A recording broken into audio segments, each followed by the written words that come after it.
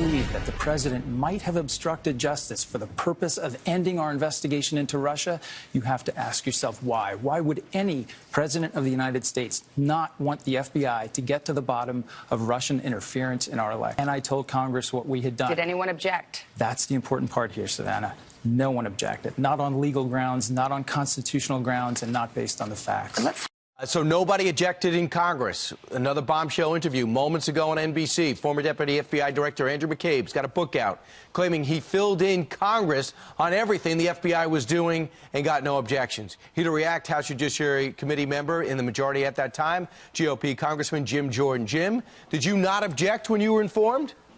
Well, I wasn't informed, or I would have objected. Remember, even when all the way up to the date James Comey was fired, he told us when we deposed him that there was no evidence of any type of coordination between the Trump campaign and Russia, all the way up until May 9th of 2017. And remember, they started this investigation in July of 2016.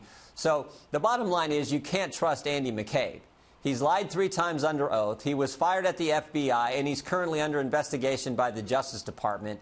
He and 4 other top people at the FBI in that critical 8 days in May were trying to put together this scheme to go after the president and remove him from office. And that is scary because all of them are unelected. None of them ever faced the voters, and yet they were coordinating and trying to work on actually removing the president of the United States from office, which is scary to think about. Well, I'll put it this way. Rod Rosenstein said I never brought up the 25th Amendment, and I never said about wearing a wire. Are we ever going to find out who's telling the truth here? Because believe it or not, it seems like McCabe's story is backed up by Jim Baker and others about Rod Rosenstein bringing that up, and Lisa Page.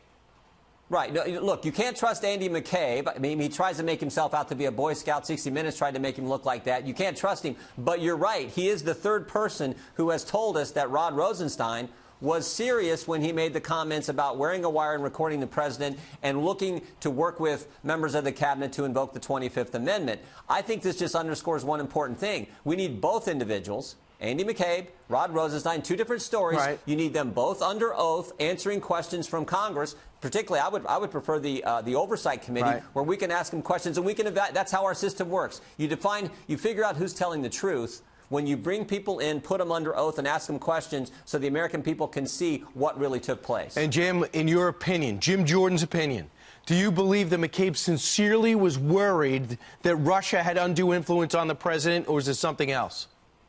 I think all these people, remember, Brian, Jim Comey fired, Andy McCabe fired, Jim Baker, chief counsel at the FBI, demoted, then left, Lisa Page and Peter Strzok, both demoted and left and fired. These 5 people were the key people. When Comey gets fired, those 4 individuals, McCabe, Baker, Strzok, and Page, they got this extreme bias against the president. They were working to remove him from office. Right. So I don't know what his motive, but all I know is he was out to get the president. I think that's what drove this whole thing in May after their buddy Jim Comey gets fired. They're trying to figure out what they can do to go after the president of the United States. Jim, thanks. We'll talk to you again because he's not going away.